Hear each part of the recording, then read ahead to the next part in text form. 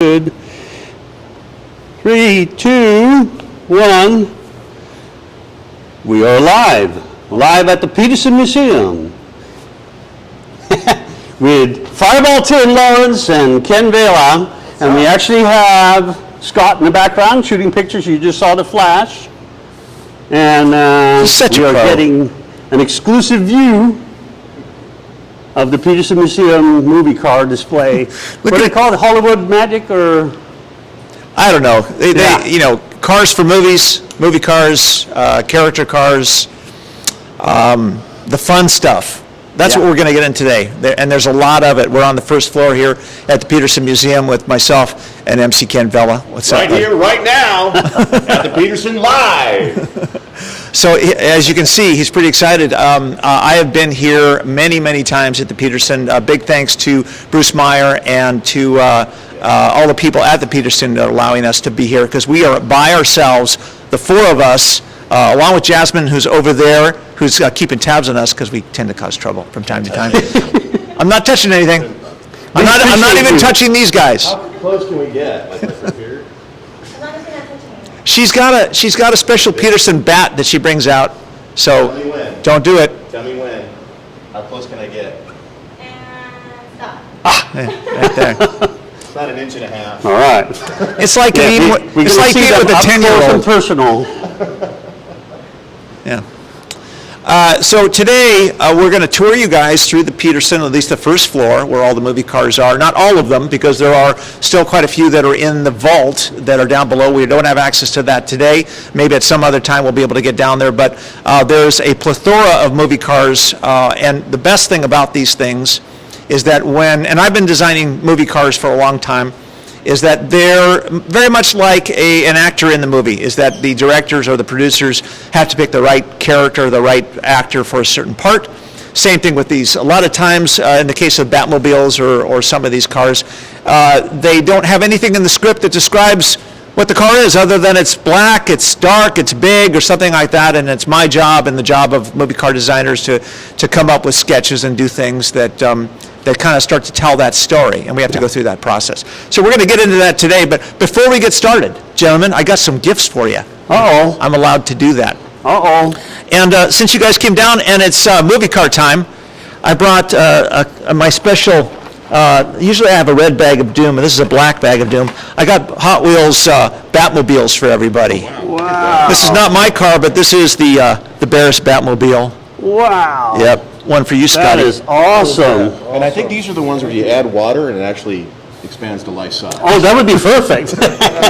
Hot Wheels. Try it. Wow. Now, if you've ever been to our museum up in Oxnard, we have the Murphy Auto Museum, and we have a Cars and Coffee that happens every first and third Sunday of the month. Yeah. But if you come to our show, nobody leaves empty-handed. Everybody gets a Hot Wheels, and many people collect them from there and then give them to their kids and things like that. That's fabulous. We got a couple of of things. Be there. Is it April 4th? April 4th, Day after on your Easter. birthday? Day after my birthday. We're celebrating my birthday and Easter.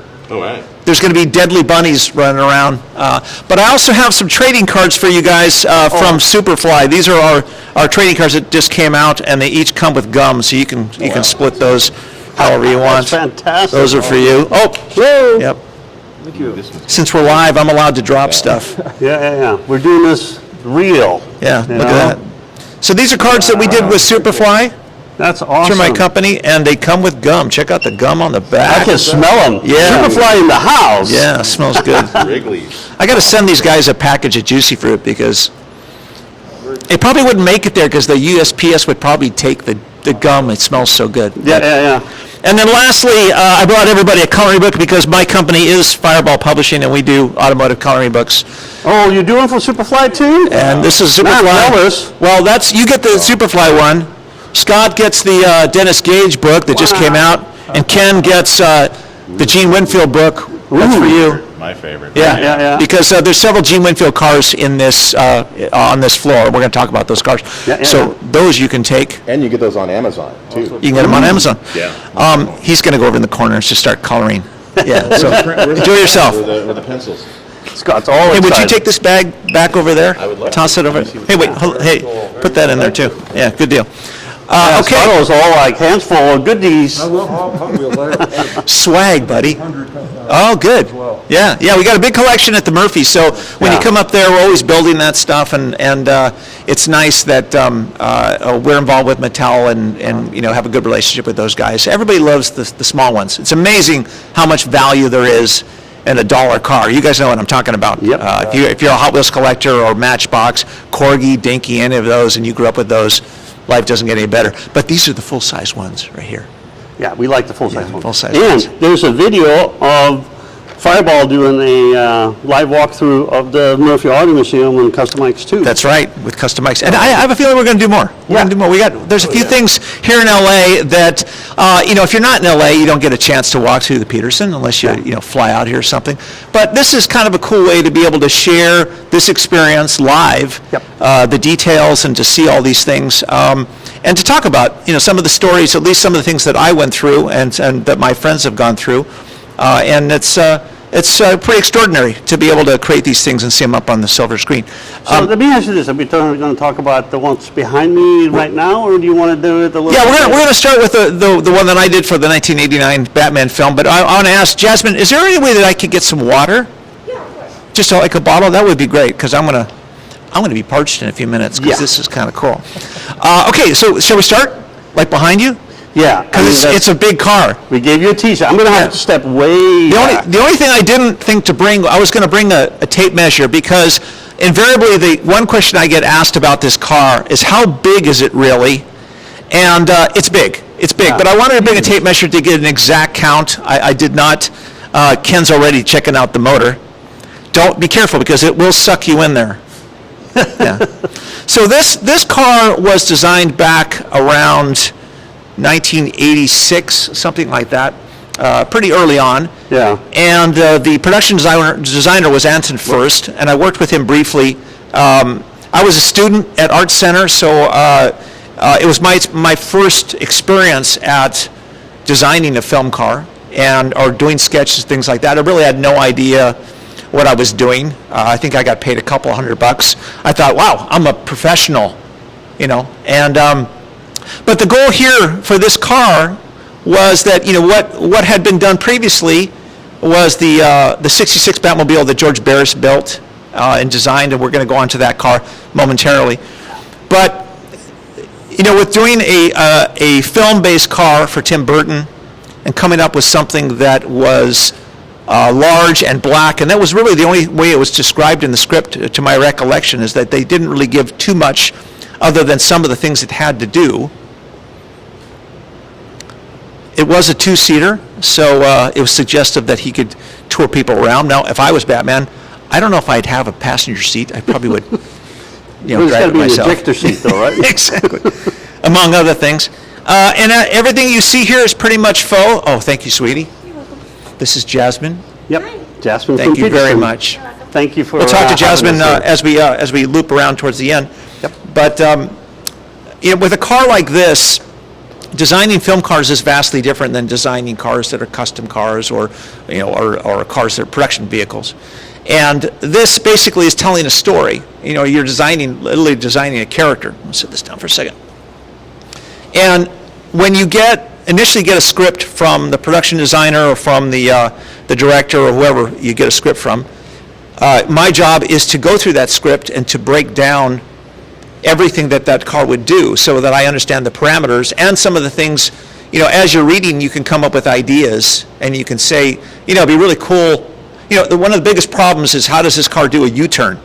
That was always the big question. Like, how do you turn this car around? And for the first film, it wasn't something that was even addressed or possible. When They could turn it in between shoots, right? Yeah, right. It's magically just happens to be going the other direction. Or the bad guys always happen to appear in the front of the car, which I thought is kind of convenient. Yeah. But when you design a car like this, you have to think about all the story points, because it's a story that they're telling, and it's a combination of Batman's needs. That if Batman was a car, what would he look like? Same dress, like if you're doing. I did the movie Faster with Dwayne Johnson. So if Dwayne Johnson was a car, what would he have? He ended up being a Chevelle, big block, massive thing. Yeah. So this was an interpretation, and if you see all the other Batman movies, you'll see that that it's been interpreted differently over the years, from Nathan Crowley's car, which is the Tumbler, to a lot of these guys that have designed Batmobiles over the years. This just happened to be the first film version, and I think this was probably a profound car simply because it was the first time Batman had really made a movie. Yeah. They had made a movie. Look out, he's like right behind you. Yep. He's keeping an eye on things. He looks very docile, but I think he's pretty serious. So we can't screw around too much. Just a little bit. He looks real. He does. It makes me nervous just walking around and he's like watching me. Almost as real as Fireball himself. Almost. At the Petersen Museum. At the Petersen. So I'll just leave that here for now. Since we're doing this live, I'm assuming you get questions that show up from time to Yes, time? and they Okay. go by so fast, I can't even keep track of them. Well, it will be posted later on in Yeah. a couple of places, so Yep. I'll go through and start looking at some of the questions. I'll do my best to answer questions that you guys have had about the car and things like We that. also have several of the Dream Team members are on, and I'm hoping they will answer some questions and link Great. up the Petersen Museum Sure. website and a few other things. Absolutely. So if we don't answer your questions, we're sorry. There's just, it's like a Rapid fire. What do you call it? A jackpot machine just Yeah. spinning in front of Yeah. me. So But if you're a Marvel fan, if you're a Batman fan, or things like that, these are very important characters because we get to see them perform. And the neat thing is to be able to break down some of those things in the script. And as an example, Batman Returns, the second Yeah. one, it turned into a bat missile, so all these sides came off, and it would end up being a missile that had to, and simply because it had to fit through, between two buildings or something Yeah. like that. We didn't know that it did that. These things pop out. I'm not touching it. These things pop out, and the guns are here. so they open sideways. I can't remember. Actually, I think that they lifted from what They I lift it, recall. that's Yeah. right, and they come up. Yeah. Yeah. But when you do a movie car, it really depends on the budget whether you do several cars. And I did the movie Son of the Mask, and we built one car, and it was nerve-wracking because if anything happened to that car while you were on set, you're screwed. And you can't rebuild it on set. But for the movie Gone in 60 Seconds, there was 7 of the Mustangs that were built. And some of them were bucks, so they could pull the car apart and film inside. Some of them were stunt versions, some with the Go Baby Go car, which I think ended up in Nick Cage's hands.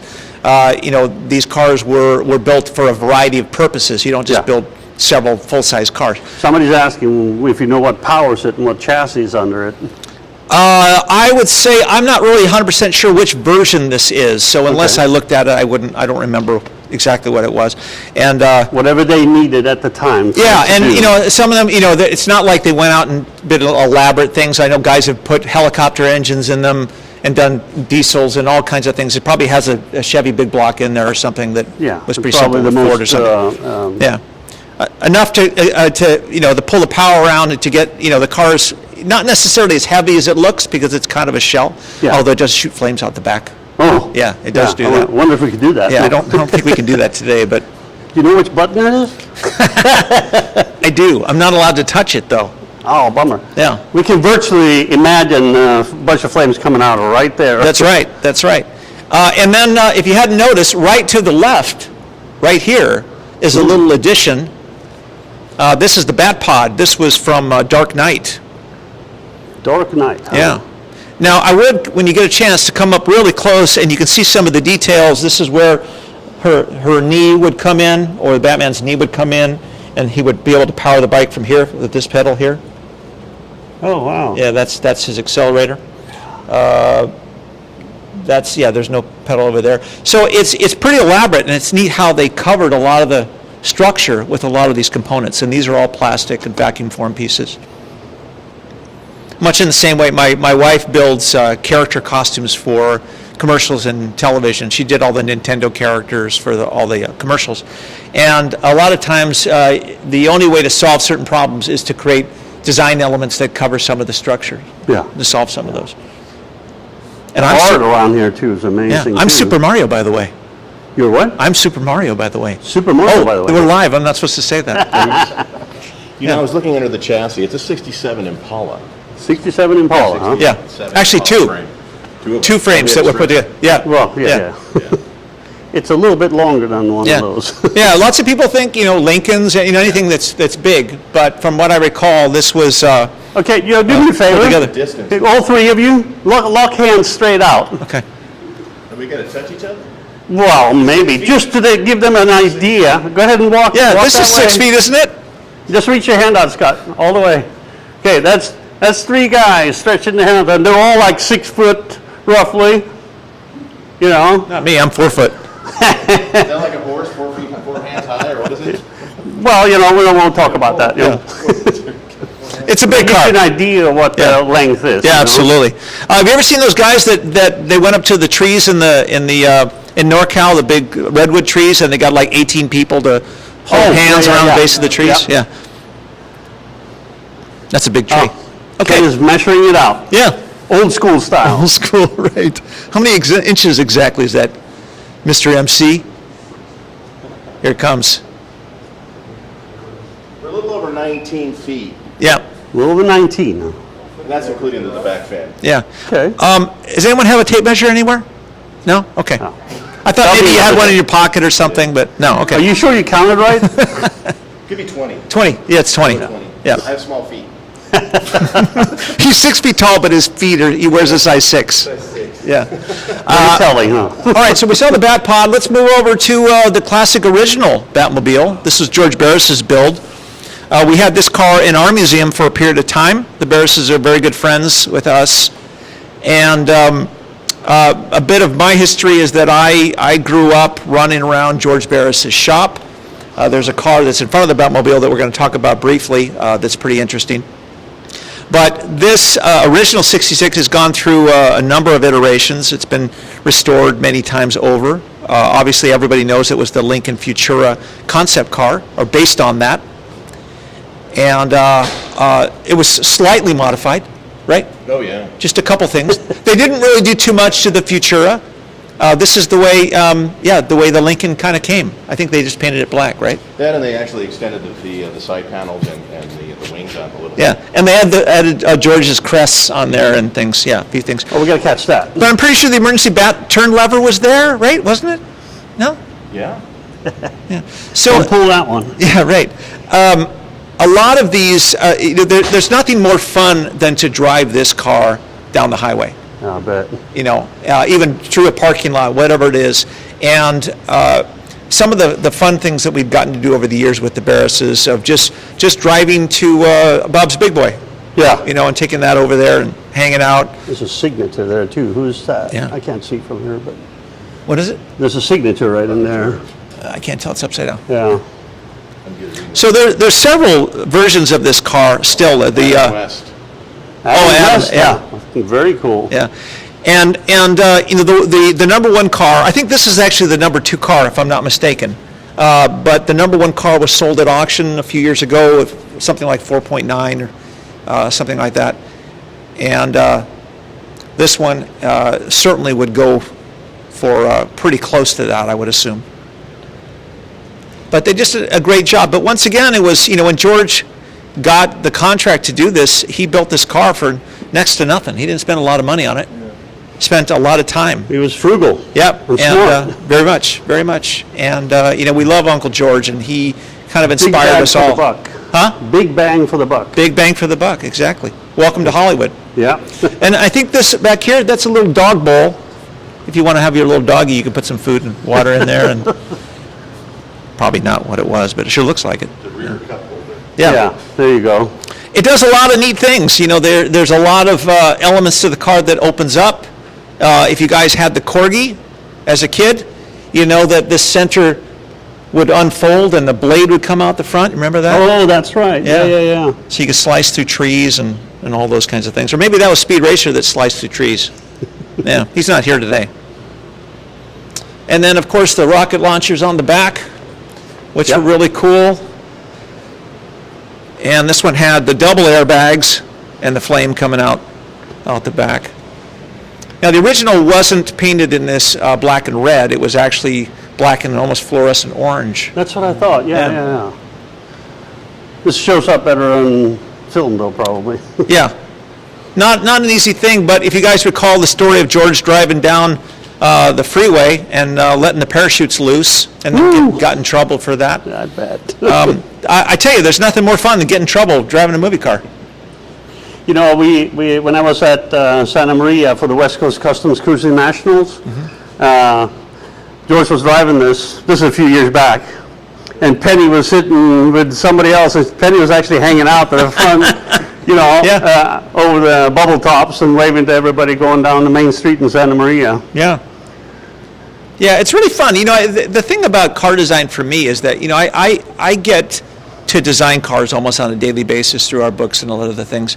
And I've done about 400 films as a designer on a number of different projects. Yeah. But, you know, to be able to express yourself with what you love is the primary message, I think, for most people, is that people don't necessarily succeed because they either don't know what it is that they want to do, or they know what they want to do, but they don't necessarily believe that they can achieve it. Yeah. And, you know, and I grew up in a family where creative expression was mandatory. It was something that we did. It was something that we cheered each other on with. And I think it's important that if you have a child or grandkids and they love a certain thing, you want to feed that. My parents always gave me Hot Wheels and die-cast cars because I loved them, and art supplies. That's all I ever wanted. If they gave me clothes, you know, I look at it for a second and go, I don't know what this is, and I toss it and go find my car somewhere. Yep. This is a very interesting build. This is something George did many years ago. It really became famous because it became the Joker mobile in the '66 Batman series, but that's not what it was built for. This was built for a movie that my dad wrote called Easy Come, Easy Go. It was an Elvis movie, and Elvis drove this thing. And these surfboards in the back, they were the seat backs for them. It's real shag. It's original shag. It's probably the grossest shag I think I've ever seen. God knows. It is so talk cool. about personal droplets for the past 50 years. It's like you don't want to touch this. It's alive now. I'm sure this is kind of moving. It moves on its own. Yeah, if you rode in this car, you can beat COVID. Yeah. But, you know, one of my favorite parts of it is the seats are the same fabric that the seats in the Schwinn's of the 60s were made, right? Oh, yeah. Yeah, metal flake, the vinyl, metal flake vinyl. So your banana seat on your Schwinn's were the same material. Isn't that cool? That's very cool. Is that an old crud ring over there? That's your cup holder. I don't know what that is. It looks like a pull handle because it got a cable That's on a it. You know? parachute. Yeah, maybe so. It's got a parachute in the back. Yeah, it needs that. Yeah, let me out. I was going to say the one thing that's missing is a parachute. But look at these freaking lights on the side. Look at this. Dad, you can find them at Home Depot. Yeah, but he didn't. He probably stole it off some dude's house. Yeah. I got my camera going the wrong way. Sorry. Trying to watch Fireball and the light at the same time. Sorry about that, guys. But you got to check out the floor, which is really nice. They did a great job at the floor. So they even have this listed here as the Mongrel T, the Joker mobile, but that's not what it was built for, driven in the TV series Batman, and that's true. But its original build purpose was for the Elvis film, which I believe was 61, 62, I forget the year. The radiator badge has the mongrel on it. Yeah. Now they did modify it. They did, change some things to make it the Joker mobile.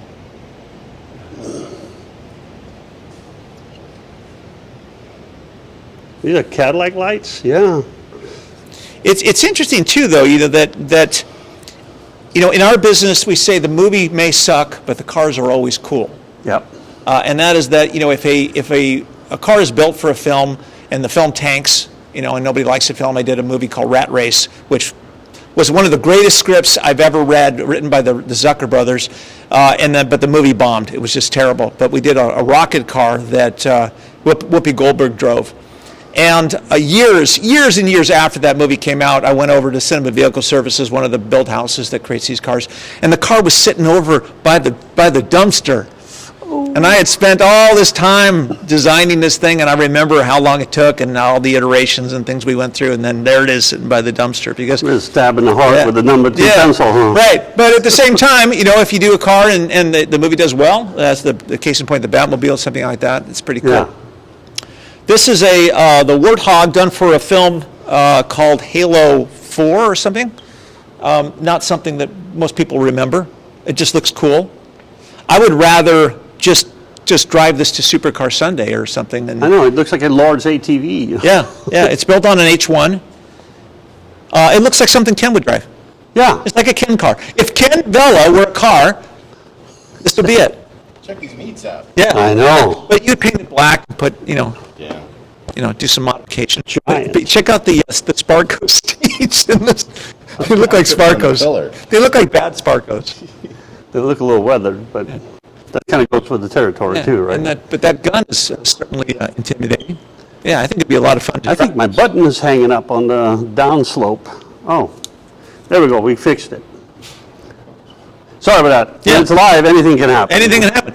On our right here, your left, this is one of the main spinners from the movie Blade Runner 2049.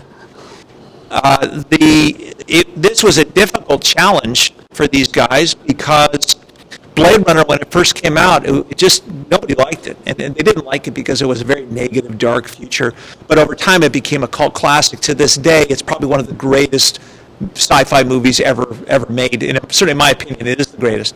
I'm a die-hard Blade Runner Yeah, fan. I've watched this so many times. And we it's got, crazy. We got five or six cars from Blade Runner that are in this museum. We're going to go and talk about each one of them, which is pretty cool. So excited. But this is based on a Peugeot design, and the concept artists that created this, they had to replicate the original Sid Mead design spinner, which is up at the front. We'll talk about that. But Sid was a very big part of my life, a mentor of mine. We just finished doing his coloring book, but he passed away last November. I'm sorry. Known him for a very long time, and he's probably, when I met him, I was working at a bookstore. This is back in the early '80s or something, and I said, when I grow up, I want to do what he does, and he was designing cars and unique stuff, and I literally drove to his house in Hollywood every Friday for a year and sat next to him while he designed everything for Blade Runner, and that was an incredible experience for me. But they had to replicate, his design, his classic thought process. Well, that's the important part, and I can't talk enough about mentors. I have had mentors like that in my life, that many of them that don't think they added anything to my life, but most of them changed my life profoundly. Yeah. In the interaction with them. Yeah. And I'm getting goosebumps right now. I'm just, Well, I have a live show every morning called Art Talk that we do on our Facebook page. And we try to help people be creatively strong. But mentorship is so important, and it's based in giving. It's based in many people have a career, and they're wondering, because of COVID, what do I do now? Yeah. And there is so much value in being able to give your experience to other people. Yep. Whether it's your experience of raking up leaves, or making a hamburger, or designing a car, or anything. We're creative beings. You got to find your calling and share that. And true success, true prosperity comes from that single act of being able to give to others, and it's very important. This is actually a great example too. Petersen Machine is passing this forward to your audience, my audience, Ken's audience, Right. and everybody out there that can share this experience of walking through this with us. Right. And that's a huge gift of passing it forward. Tremendous. Yeah, and Scott is here. He has a day job. I have a day job. You have a day job. I don't get paid to do this. Yeah. But I love the fact that I can give you, my online audience, There he is. this experience Yeah. that I'm having. Because I came here in '84 as a Swedish immigrant, and going to the Petersen Machine, this is just phenomenal to Right. me. Yeah, I've been here before, but it's just being able to do this. Sure. Is enormous for me too, as a past forward. Sure. If you're in another country you're watching right now, and the chances of being able to come to the Petersen is maybe small for you at this time. Maybe at some point you'll be able to come out here. But if we can give you guys this experience by taking the time and walking through and showing some of these things, and you can enjoy that, there's a tremendous sense of value for us and for anyone to be able to do that. And I think that it's your responsibility as a human being. Yes. That if you can add value to your life through what it is that you do that you love, and you can add value to other people by sharing that. There's no greater gift that you can do, and we're very grateful to the Petersen today to be able to do that for us. So what about the art? This is some fantastic art on the back walls here too. So these two pieces were done from the concept artist that worked on Blade Runner 2049. Sid worked a bit on that. He did all the concept art for Las Vegas. So in that movie, when they went to Las Vegas and all the sculptures and things like that, he did a lot of that art.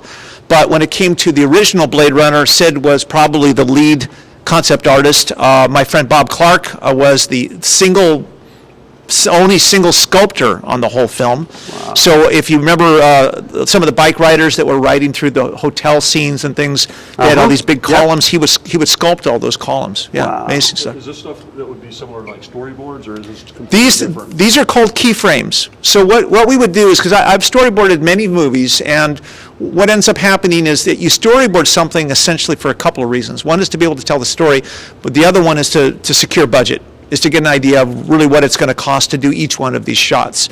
Then from the storyboards, the director to sell the idea and saying, oh man, I would just really love to have this scene, right?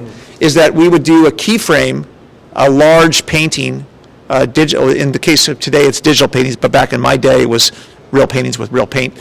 And you would do these keyframes, and that would sell them on the idea. So if a producer came walking in and he saw that, Disney's philosophy, because I was an Imagineer for a number of years, and Disney's philosophy is if you can't do it right, do it big. If you're not sure about something, just do a big frickin' painting of it, and you'll wow them with that, and it works. Nice. You walk past these and you see Tyrell's building, right, which was the huge in Blade Runner, right? That was the biggest building. Yeah. Right? It's enormous. Right, but then Blade Runner 2049 comes along and it dwarfs it. Yep. Right? And that's the evolution. And that was the sellability of this piece. And one of the frames that you'd see in the movie. So it's pretty cool. Yeah. What's crazy too is the contrast. You talk about right now compared to the past. This kind of says it right there. If you pan back and look at Gotham City, how far that was the future, 1966. Yeah. All the way to 2049. Yeah. And we all grew up with some of these movies, and they shaped our life in many ways, That's why I'm here. Yeah. Yeah. Pop culture. Yeah. That's right. But there's so much in here to see. You guys, I hope you guys can stay for a while and watch this stuff, because we're going to be getting over to Back to the Future. We're going to be getting to Star Wars. We're going to be getting to all kinds of stuff. Pretty amazing. Let's take a look at another Blade Runner. This is actually the lead character, which was Ryan Gosling. This was his spinner. These cars flew as well as drove, and you can see the Peugeot logo that's on the front here. They probably got them as a sponsor. Not really sure how that worked for this film, but product placement. Yeah. Now, if I could buy a brand new Peugeot that looked like this, you better believe I would pay gobs of money for it. Wouldn't this be awesome? You'd pay Gotham money for it, huh? Dude, forget it. What would we call the paint? Yeah, it would be it'd be retro-futuristic, I think. Blade Runner patina. But yeah, exactly. That's cool. But all these cars were hand built. There's probably nothing in this car other than maybe the steering wheel that's off of anything stock, anything that's been created. These seats are probably out of something, but they look pretty unique as well. Futuristic too. Yeah. That headrest looks pretty dangerous. Yeah. And the controller are wicked. Yeah. It's hard to see through the glass, but. So the interesting thing about it is it was called Blade Runner 2049, but this is a 2045 model. So this came out. So in 4 years, it looked like this crap. And it still looks the same. It's like, dude, does your car look like this in 4 years? Well, did they call the warranty company or not? I don't know, but There's there's an obvious flaw with the paint going on here. I'm just saying. But here's a nice sketch. Let's see if this says courtesy George. Oh, George Hull was he's another concept artist, so he did that original sketch, which is quite nice. Nice. A lot of these guys, a lot of the concept artists in movies, it's interesting because they just go from movie to movie, and I did that for a long time. But most people don't know who they are. You get to go to a film and you hear the director's name, producer, the actors, but the people, even the production designers in some cases, don't necessarily get the credit that's due to them. But the concept artists especially, those are the guys that visualize these key frames and give that look, they get a lot of input from all the other people. But I've always felt that the concept artists were the underserved. So George and Harold Belker, a lot of the concept artists, Tim Flattery, who did this one over here. We'll talk a little bit about them as we go through. But let's talk about this guy. This was a GM concept car that came out called the Ultralight, an actual real concept car. And then around that time that it came out, the movie Demolition Man came out, and they turned this into a cop car. And here's a picture of the cop car right here, 2010. Not as successful as a cop car, but kind of cool. Yeah. But it was a pretty interesting movie. It's a cool concept car too, though. Yeah. I have a funny story about Stallone though, and his Mercury from the film. What was the movie that he had the Mercury in? Oh crap! You guys would know that. Anyway, Cobra, right? Cobra. All right, so I'm working with Cinema Vehicle Services back in the day, and I was doing an event at the LA Auto Show, and they asked me to bring in several movie cars. So I talked to the owner at that time, and he said, "Yeah, just go and pick whatever you need and take them, and good to go." So I saw this car up on the lift, at the top of this lift, and it was covered. I said, I forget what that is, So we pull it off. We saw it. Sure enough, it's the Cobra Merc sitting there. No. Yeah. And I said, oh man, we're taking that to the show. Hell yeah. So we take it to the LA Auto Show, and about a half an hour before the show opens up, lo and behold, Stallone comes walking up. No, really? And he says, "Oh, that's my car." And I went, "Yeah, that's your car." He goes, No. That car belongs to me. I own that car. Wow. And I said, I don't really know anything about that. So it was kind of revealing. He finally got his car back, but I think the car disappeared when the movie came out for some reason. Someone must have driven away, maybe the ice cream truck guy or something. Yeah, maybe. Yeah. It was a mystery for many years, but he finally got his car back. Nice. And they made, I think, 3 or 4 of those cars. Did you get to go for a ride in it? No, I didn't. But it's funny, at the LA Auto Show, if you ever go to that show, it's common for people to get in and out of the cars, right? It's like all the cars are open, but not the movie cars. But several times, the window on the Merc is about this tall. It's really thin. I caught people trying to shimmy into the car or put their kids in the car so that they could get a picture. Always. And we had to tell people, no, you can't get in these cars. Yeah. You can get in the other ones upstairs, but not in these cars. So the Ultralight, I think, was a pretty successful concept car, although it's a bit dated now. The design trends in car design, whether you're at General Motors or Ford, something like that, the design trends are hard, soft. And they're generally over to 10 to 12 year period that they shift. And this was in a very soft phase at General Motors at that time when this came out, and cars were getting softer and softer. I mean, look at the potential aerodynamics that might be affected because of these soft shapes. Now, I'm sure that this was an EV. I'm sure that it was the drag coefficient was very, very small. But it became very important in car design that cars don't have to have a low drag coefficient necessarily. They have to look like they're aerodynamic. Yeah. Because that ultimately is what sells. Because if you really wanted to sell the perfect aerodynamic car, it would look like a blob. Yes. It would look like a gumdrop or something. Not the best design. Sitting in the sun. Yeah, although you can get to work on that. Make a gumdrop car. Gumdrop. Yeah.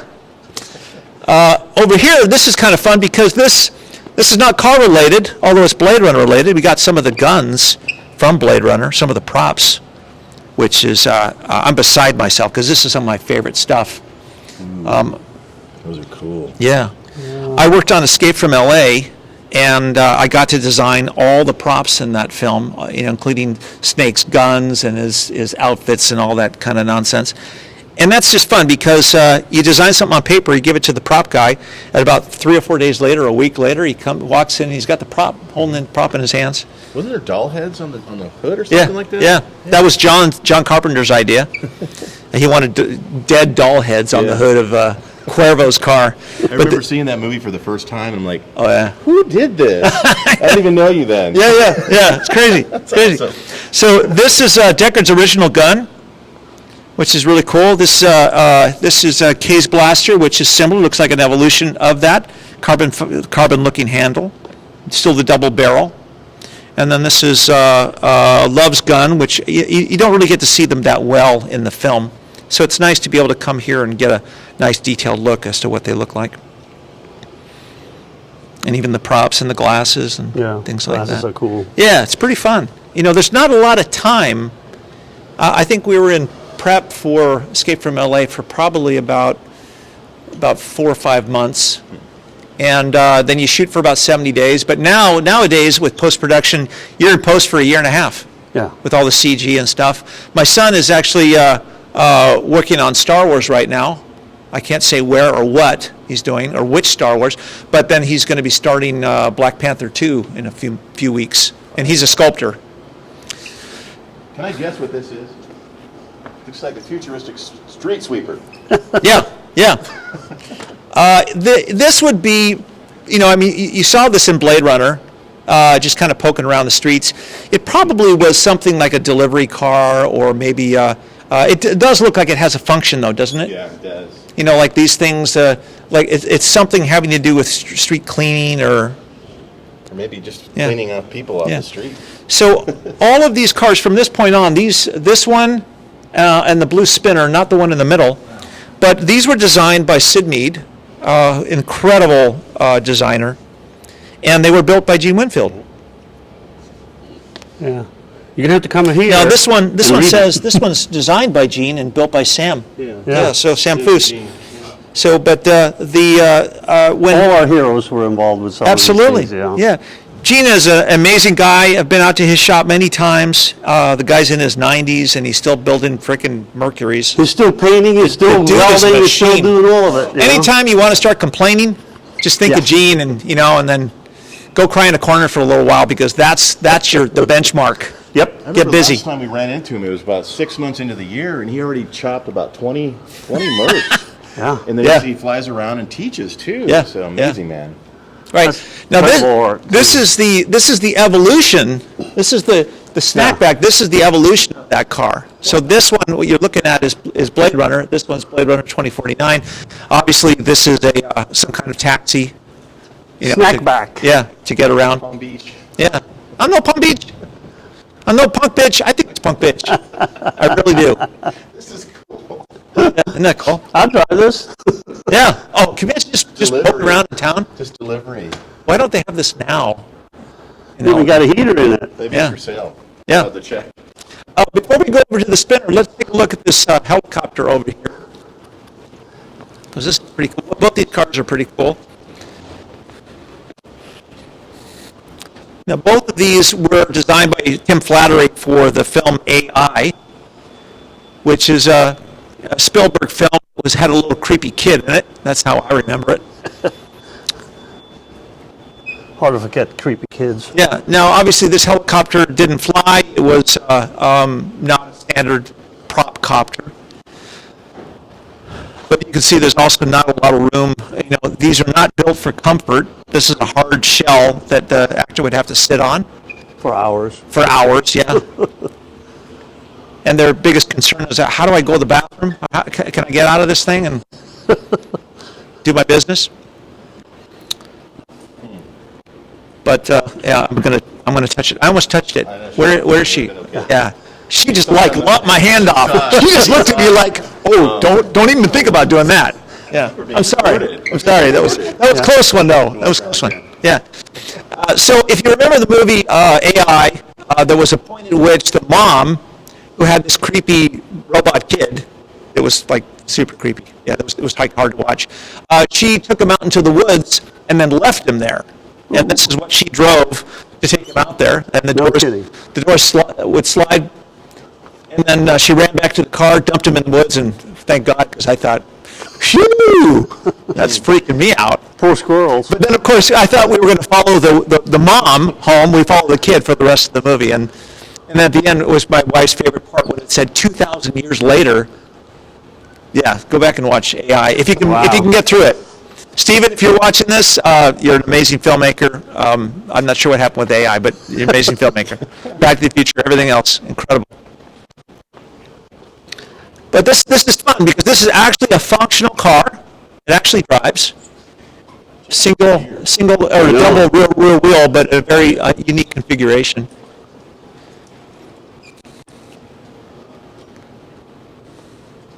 And that's the thing. A lot of times they're props and they're not usable, and they're built that way. And then sometimes they have to have the functionality of driving and things like that.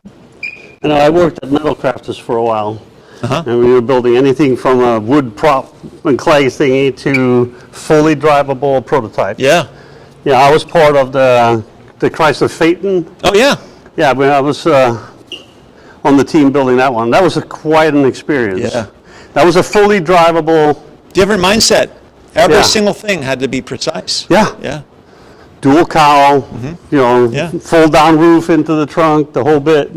I got to work with Michael Alexander on that one. Yeah. Very cool. Very Yeah, cool. That was very cool. Now this is a Gene Winfield build. This was done for Blade Runner. This is Deckard's personal car.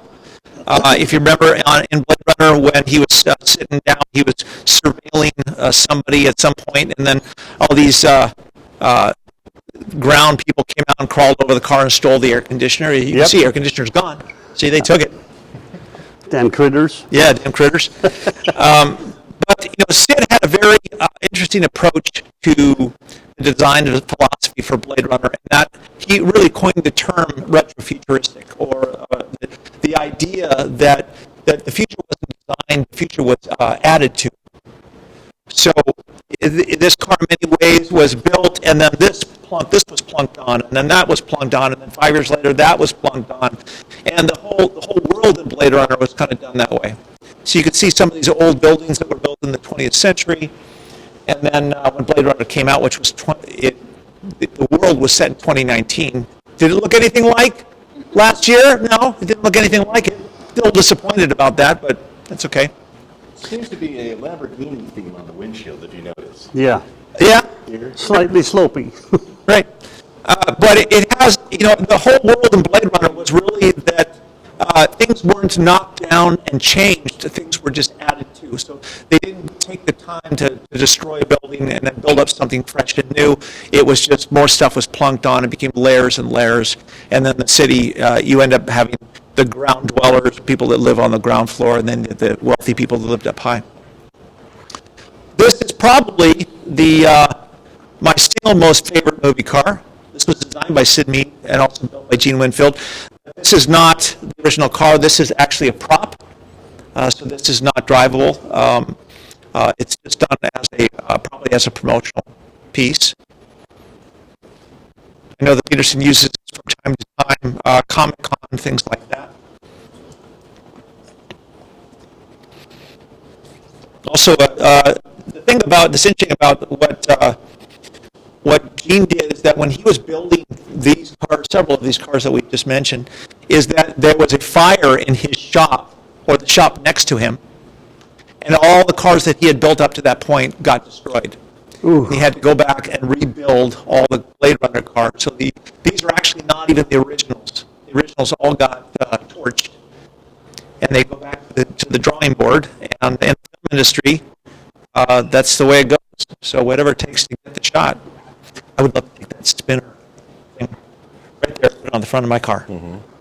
We can make you one. Can you do that? Yeah. Can you have it done by 5? You know what? Ken could probably say yes to that. He's going to take a picture of it right now. There'll be a kid with a 3D printer have on Yeah. send to you in 10 minutes. If you do that for me, I'll send you some die cast. I'll send you coloring books, whatever it is that you want. It's awesome. There you go. There's a Love that. challenge out That's there right now. Let's see who steps up, right? This right here, this is a bench at Petersen. Look at this. This is really sweet. It's for your comfort. Yeah, and what I like about this especially is that the imprint it leaves on your butt when you get up. It's got these lines going across your ass that it's, yeah. Am I allowed to say bad words? Probably not. So we apologize for that one. I'm not sure if that's officially a bad word nowadays. We've made it a gatekeeping word on Customikes, so some people get really frustrated with us. Yeah, but I apologize for that. But no worries. We try to keep our site PG-13-ish. Yeah. And very little skin. So we can say tush. Yes. I'm not going to describe or anything like that. Yeah. Sheet. No. Like our friend? There's lots of sheets going to cover this car. Yes. Yes. These three cars, which we're about to get into, were all sponsored by Lexus for the film Minority Report. They were designed by my friend Harold Belker, a German designer who I went to school with. A really, really good designer, and always liked Harold's work a lot. Certainly influenced by Sid, but also his own particular style. If you remember, Tom Cruise was crawling along the top of this car. It was making his way over these huge freeway structures that were pretty cool. The subtle changes in the colors, really cool. Yeah, it's pretty neat. As you can see, the color change. And I'm sure that Lexus had a lot of design input as to what this would look like. The thing is exceptionally clean, too. It's really well built. Right. All the gaps are immaculate. The finish is very, very, it may not be your style, but. But the approach was really also to show Lexus's ideology or design language over the next 100 years. I mean, who doesn't remember the ball bearing and all the other stuff, Right. Exactly. You went over there and looked at that stuff, didn't you? I did. Yeah. Pretty cool stuff. Very cool stuff. We got some awesome stuff coming up. Stay tuned. Even more stuff. Let's take a look at, let's shoot kind of looking this way so we don't show what's over there just yet. Oh, yeah, I got you. Not a surprise. How about we look at this box here? This is some stuff from Minority Report. Remember this gun that you could flip around? I'm not really sure how it worked, but it was kind of cool. Thank you, man. Really neat stuff, though. We're getting an area we have a little bit low Wi-Fi. Okay, let's go over here then. Yeah. Here's a couple. Sorry about that, guys. That's what happens in live. We're inside a steel building with a lot of stuff, and some areas Wi-Fi isn't working as good as others. Your pacemaker isn't affecting it at all. It's just skipping a beat every now and then, It's high-tech security. Yeah. So if you remember from Minority Report, they had a big fight scene that took place in a automotive manufacturing plant, a robotics plant. And this is one of the cars, the red one over here, which is really what made the movie famous. No one had ever seen a design like this. These were both done by Harold Belker also. And we'll come around this way. Look at the size of that rear end. Woohoo! That is a smooth behind. It's a behind. Very sexy. The only thing I had an issue with this car is that when I first saw it, is I wasn't sure which direction it was going. So It actually looks good going either direction. And then it's neat. The other thing about car design is that the one thing that I learned from Sid, probably the single most thing that made the most profound move for me, was that most of the car renderings I ever saw were you just saw the car. And rarely do you ever see a car when it's not in some type of environment. So if you're illustrating cars, you're learning how to draw cars, it's very important not only to design the car, but to think about how the car is reflecting and to understand the different surface treatments. So chrome and paint reflect differently than certain other materials. And Sid was adamant about making become just as good with your backgrounds as you are with car design. Yeah. And that's the way he was. And you can see some of these paintings, look at these beautiful, beautiful paintings. And the art is just phenomenal. He was a master across the board. It didn't matter whether he was doing a cell phone or a hot dog or anything else. He was great with clothing. He was great with space division, a lot of different things. Amazing stuff. So that really inspired me. And to this day, that's been my approach. Now behind us we have a flying craft and we have a Cadillac concept. This Cadillac was used in the film The Island. Remember that? Mm-hmm. A Michael Bay film. Really great. This was an actual concept that was Simon Cox designed this Cadillac concept skin. And I was hoping the Cadillac would actually bring this thing out because it was hot. There's a little bit of new Corvette in this thing, you know? Exactly. Yeah, mid-engine, for sure. 12 cylinders. Yeah. How they fit fit that in there. Tightly. In the back seat, yeah. And then this was the Wasp that was a flying craft that they had, I think they had some fight on a bridge somewhere, and a couple of these were chasing them. You know, when cops get those, fly around with those, then all bets are off. Yeah. All my plans for robbing banks and stuff are out the window. That really sucks. So I'm going to get as much done as I can until then. Very cool. Yeah. But now we've seen a lot of really amazing cars and some flying crafts so far here at the Petersen. It's still early morning somewhat, getting to lunchtime. Jasmine has been very gracious, not yelling at us or giving us the hairy eyeball or anything like that. She's taking notes, though. She's taking notes, yeah. We're going to get to talk it through later on. Yeah. Right. But there's actually one vehicle which you're about to see, which is probably as high of an iconic vehicle as you can imagine. It's not even a car, but it's something that is instantly recognizable from just about everyone on the planet. Let's go over here and take a look. See if you guys notice what it is. Look familiar? What's the first thing you think of? Yeah. Feel. This, of course, was the land speeder from Star Wars in 1977. Back when, in 76, when they were filming this movie, they all thought it was going to be a bomb. They just thought this is the weirdest movie. You got these hairy things walking around. You got people shooting blasters. It sounded like a terrible B movie. You got this floating three-engine craft, and they used mirrors along the bottom that would reflect down on the ground so you couldn't see the wheels. They just thought this is going to be the dumbest film ever. And it opened up and was the highest grossing film of the time and literally shifted the course of science fiction fantasy. And this is the original car or vehicle that was closest to a car that really started that ball rolling. Although I did like the Landmaster from Damnation Alley. That was pretty cool too, which is right over there. Yeah, we're going to see a small version of it. Yeah. Some of these renderings on the wall here are from Mad Max, the fourth film.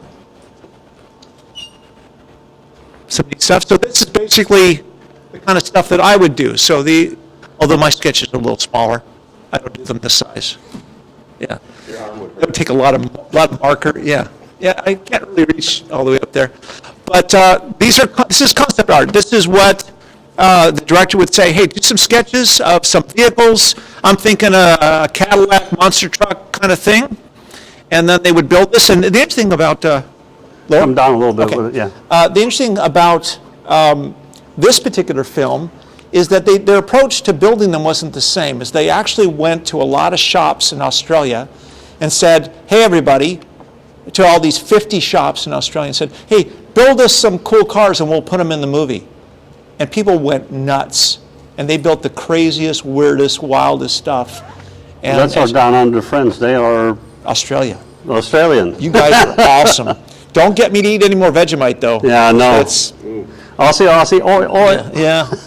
I've been trying. I've tried it in every way that I can. Just a little bit butter and a little bit of Vegemite. Oh, it goes a long way. I have a lot of Australians that come, New Zealanders that come visit, and usually they bring me one of those. And it is an acquired taste. Yes. And they say if you don't like it, it makes a good lubricant for some things. I'm not going to say what, but it's, it can be useful. That's all I'm saying. I think it's like 12 chicken bouillon, beef bouillons in your mouth. Right. There's some fun stuff from the film. Yeah. It would have been a blast to work on that.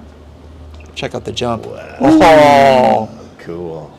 We're going to do that next, right? Yeah, we're doing that as soon as we get out. I got the truck here. Yeah, there you go. Let's check out the Landmaster. Do you want to look at this anymore? You got all that? We're good. Okay. This is the Landmaster from Damnation Alley. You remember that TV show? I have actually filmed this one out at Gene's. Yep. Yeah. You mean not Gene's place? It was Where's that? off the Hollywood Freeway. No. It was at Gene's. Yeah. Oh, he had it at there. a show. It was out there Because it was on the side of the freeway for years, going through the Cahuenga Pass. Huh. There was a shop there. I can't remember the guy's name. Yeah, I think the last two shows we did out at Gene's, he had it up front. Yeah, I mean, someone's got to build this so that you can take that camping. At the Murphy, at our museum, with David Neal, David runs the Buellton Vintage Trailer Show. It happens once a year with about 300 vintage trailers that show up. I think that we should show up at this. That would be cool. Wouldn't that be awesome? Might be hard to fit in it, but... we'll make compromises just to go in it, yeah. Right, exactly. So as we segue from the scale model to something a little bit larger, I don't know if you guys have ever seen this before. Most people. That one goes back in time, I think. Yeah, most people don't know what this is.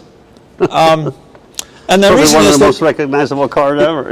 yeah, for sure. Obviously, the Back to the Future time machine DeLorean in the flesh. This is the real one. This is not a repo. One of several that was used. It does not have the Mr. Fusion on it. And that tells you what, Back to the Future fans, if it doesn't have a Mr. Fusion, which version is it? Somebody's thinking cocaine right now. I know. Yeah. Now, many of you may not know that John DeLorean had a 4-door DeLorean in the works. Really? With 4 going doors. No kidding. Yep. And I forget the actual name of the car, but it started with a Z. It was his daughter's name, I think. And we went out to Houston and to the DeLorean plant out there and actually saw the original sketches of that car. Wow. He didn't manage to build it, although he could have taken this, gone back in time, and tried again. True that.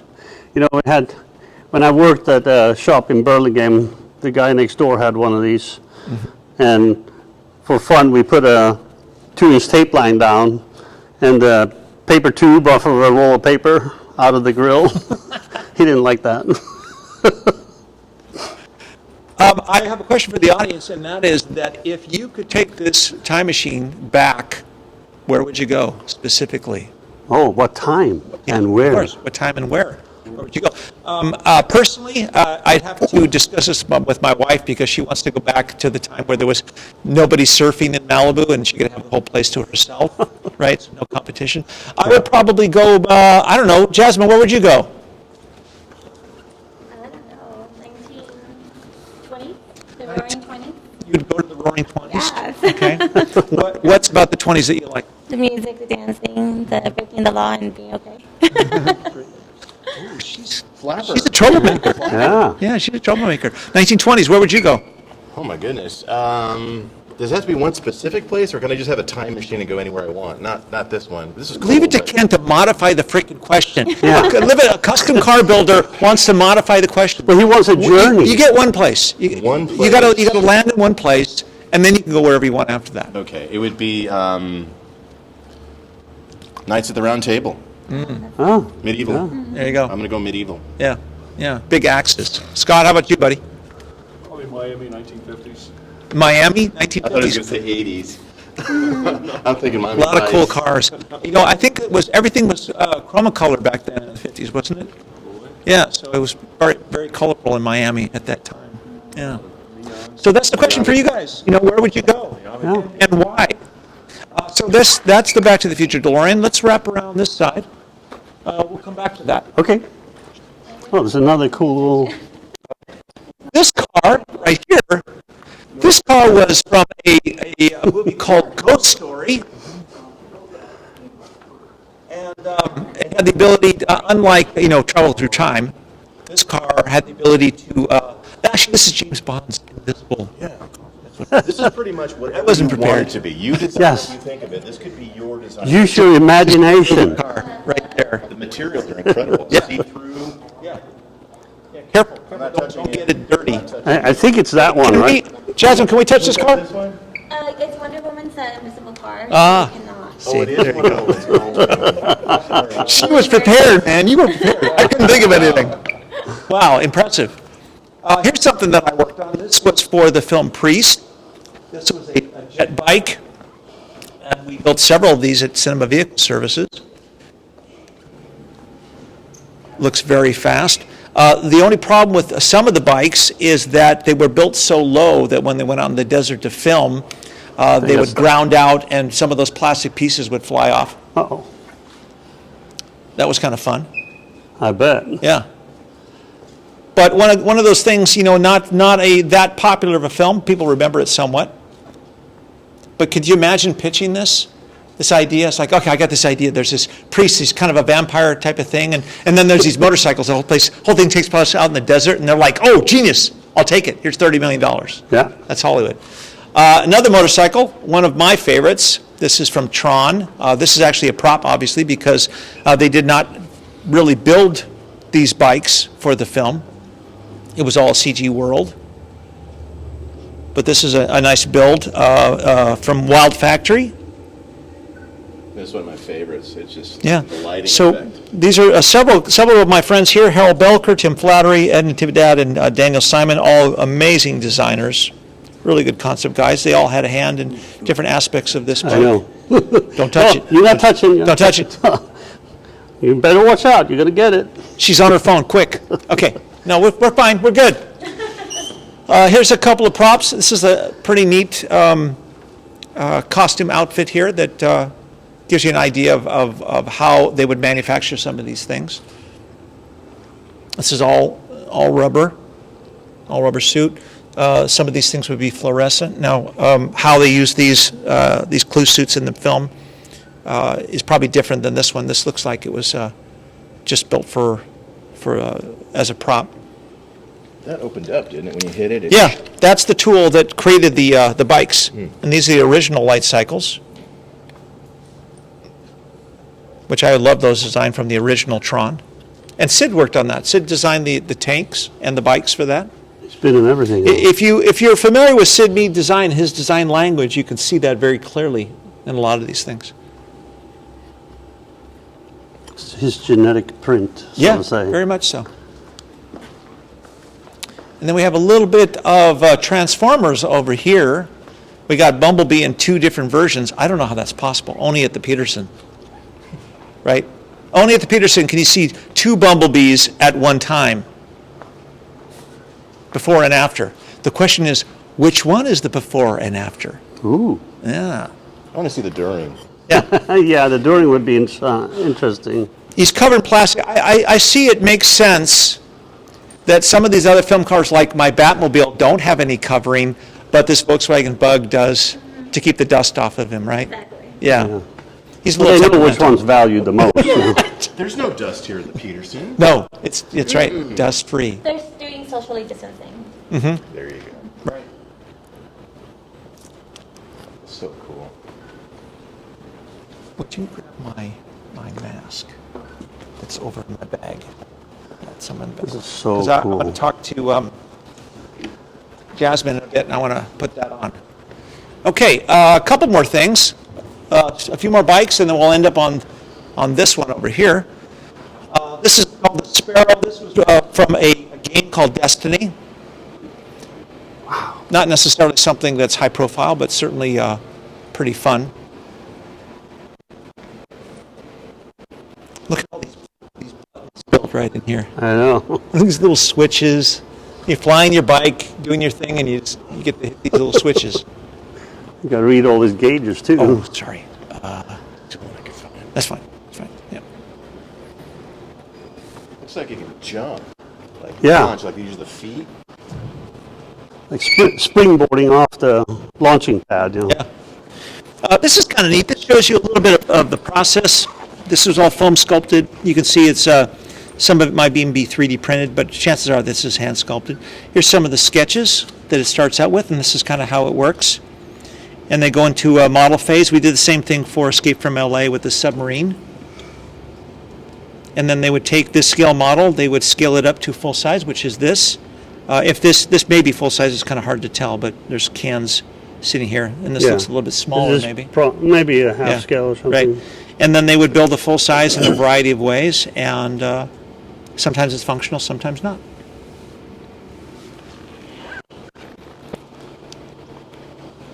Then we'll get to something next to it that's a little more recognizable. Here's the bike from Dr. Hound, also written in the movie AI, if you guys remember that. It's disappointing sometimes that you go to the movies and you work on a project and it gets about 2 seconds of airtime. So you don't necessarily get to appreciate it. But here at the Petersen, you get to walk up and really take a look at some of these things, see how it was built. More switches. Yeah. We like switches in the movies. Suggestive that it does something. But then one of my favorite bikes ever done for the film industry is a bike that isn't actually ridden by anyone, and that's from the movie Terminator Salvation. This was a Terminator motorcycle. Really cool sequence. A lot of people don't necessarily like that movie because it wasn't necessarily as James Cameron as some of them, but I thought it was pretty cool. I thought it was pretty unique to create that. In the same way that the movie Ridley Scott's films, depending on what the alien killed, it was a xenomorph. It would take on the look of that creature. So in Alien 3, you saw dog aliens and different things like that. So this Terminator just happened to be a motorcycle. And here's the actual Terminator himself, which is just a prop, but imagine the work that went in to create that. It's incredible to watch. Yeah, pretty neat stuff. This is the T800. This is built by Stan Winston, who I was very fortunate to be able to work with on a couple of projects. Amazing guy. We lost a Titan when he was gone. This is actually owned by Gene Winfield. Oh, really? Yeah. That's really cool. Neat stuff. And then we got one last bike, and The coup de grace. we'll wrap it up here. But this is probably one of the most iconic bikes in television history. Came out a long time ago. My first love, Yvonne Craig. That girl. We want to talk about your relationship with this bike. Okay. Yeah. This is the 1966 Bat Cycle that was ridden by, obviously Batman, Adam West, and his cohort Robin. The real deal. This is not like a prop, not a fake version. This is the actual bike that they rode in the show. And if this bike could tell stories, I could imagine some of the things it would tell. I grew up watching Get Smart and Batman and all these things, Green Hornet, and I just fell in love with this idea that it took a while before I realized that people actually were out there, designing these things and creating these things. But I loved any show that had a car in it. And Batman just happened to have a number of different things.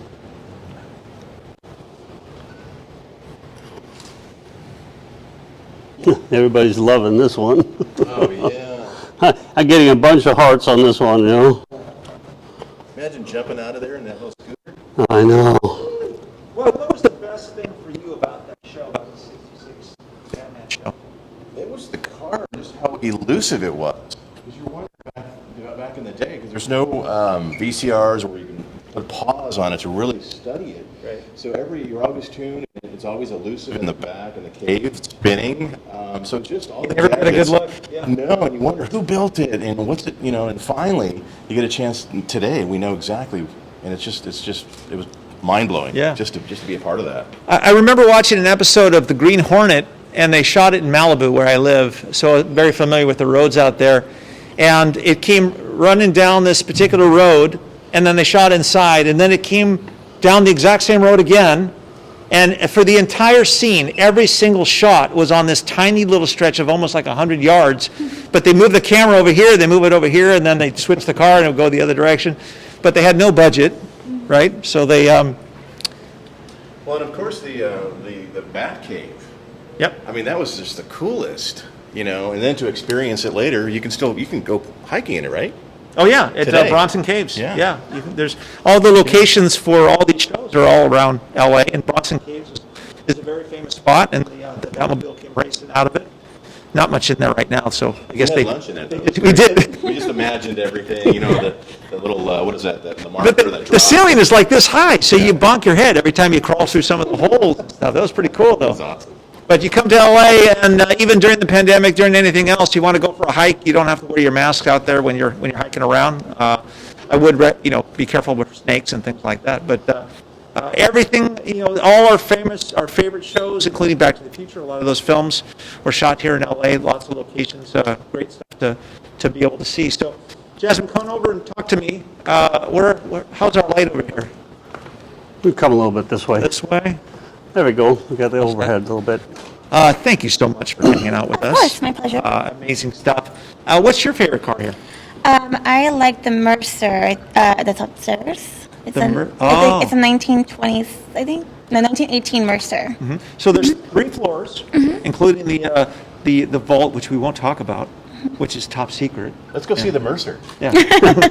What's your favorite movie car? Because you're fairly young, so a lot of these shows came out long before you came onto the scene. But what do you like? So DeLorean, of course, is one of my favorites, but the Ultralight from Demolition Man is one of my favorite movies. I used to watch with my dad. Yeah. So it's nice to see that in person. Yeah, that's a big deal too. Your movie experience isn't necessarily just about watching the film, right? It's where you were at that time of life, who you went to see the movie with. I think I went to see Blade Runner with 4 friends, and we were the only ones in the theater, and it didn't make any sense. I think we skipped school at that time, probably like midday. So you're a troublemaker. Yeah, well, I don't think we necessarily think about that. We just kind of do what we want, But so your favorite car is the Back to the Future DeLorean and Demolition Man. Yeah, Ultralight. Yeah. Are you a Stallone fan? Yes. Yeah. What else do you like of his? You're putting me on the spot. No, I know that we're live. To make her nervous and make her sweat a little bit. Yeah. Oh my God, I can't think of a movie right now. A lot of his films. Why do you think he's so likable? I don't know. He is a big, strong man, and then I don't know. I love his accent. He's just very real. Yeah. Simple. Yeah, great stuff. So tell us some stuff about the Petersen, and you got some news, right? Yes. Yeah, great news. Yes, great news. We are opening up on March 25th, so please go online to buy tickets, to buy tickets at petersen.org. So reopening on March 25th. And we are, of course, very honored and happy to be able to offer first responders and healthcare medical professionals complimentary tickets for them and their family members up to the end of the year. So please come by. We want to appreciate you as much as possible. That's fantastic. Fantastic. What a way to pass it forward. Yeah, absolutely. And I've been coming here for years. I was here when they made the transition, how they changed the whole place, and it was such a great museum then. But it pales in comparison now. The stuff that you guys have here, and it's always changing, right? You're always with the vault. You can bring a lot of cars up and swap things up, and you've even swapped stuff with us from time to time at the Murphy. So we're just grateful to be here. Thank you for allowing us to walk through. Yeah, we have over 500 cars in the museum right now, so we're always switching things here and there. But yeah, please come visit us again March 25th. And they also have a really great store in the back, which has tons of toys And Hot Wheels. Yeah, anything that's not in the museum is definitely in the store. Correct. You can take a car home with you from the gift store. That's right. We even have our coloring books in there, which is really cool. Yeah. Awesome. Thank you, sweetie. Appreciate it. Thank you so much. We really, really appreciate So it. there you have it. That's only the first floor of the Petersen. That's not even the rest of the museum, which is pretty extraordinary. Yeah. A lot of stuff, a lot of classic cars, a lot of vintage. They even have a new exhibit. When's that exhibit opening over there? I'm not sure yet. Sorry. Okay. Well, they have a new exhibit that We can't show it yet, but can't it's show you. over there somewhere. That way. And I would get online right now and get tickets. Yes. Get tickets right now before, because it's going to rush. I mean, just if you can imagine, obviously you can see what we're surrounded by. It's just amazing. Imagine what it's like in person. So do it. Absolutely, absolutely. Michael, thank you for allowing us to talk to your audience. My website is fireballtim.com, where we have our coloring books, trading cards, a lot of neat stuff. But every day we're just trying to improve our world through cars, through what we love to do. And hopefully you're out there, building something that you love. If you're not, get busy. Yeah. Life is finite. It moves very fast. So you want to be able to get some of that stuff done and really enjoy it. And not just dream it, build it. Yep. Build your dream, live your dream. Don't Speaking wait. of that, we got to come out to your shop. Yeah. Well, yeah, we have a few things out there. Yeah, I can't wait to get out there. I love it. So I can't wait to see what you got going on over there. So we really should thank Bruce Meyer and all the Absolutely. staff at the Thank you, Petersen Bruce Meyer. Museum for letting all us come here and enjoy it this way. These guys are so professional. You know, it's the last time I was out here with Pep Williams, we did a photo shoot with the Batmobile, and some of your guys came out and they helped us. And that's the thing. Everyone has a very clear picture. And big thanks to Bruce. There wasn't any hesitation. I just rang him up and he said, you know, he's always gracious to help.